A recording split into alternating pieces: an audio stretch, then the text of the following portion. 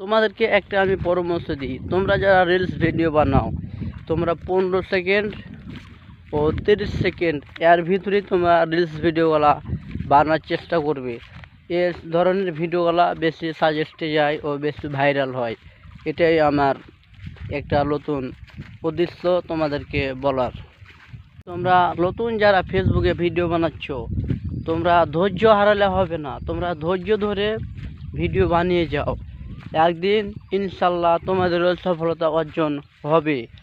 তো যাই হোক, বেশি কথা বলবো না। কথা হলো যে অন্যদেরকেও তোমরা একটু বেশি করে সাপোর্ট করবে ও ভালোবাসা দিবে, তাহলে তো তোমাদের আইডিটা বেশি জনগণের কাছে যাবে ও আইডিটা বেশি বড় হবে।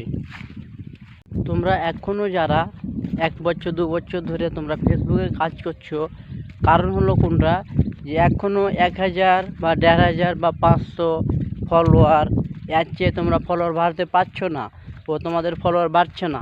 কিসের কারণে বাড়ছে না, তারও নতুন কিছু একটা ট্রিক্স আছে। অবশ্যই আপনারা এই ট্রিক্সগুলো যদি ফলো করেন তো আপনাদেরও ফলোয়ার বাড়বে।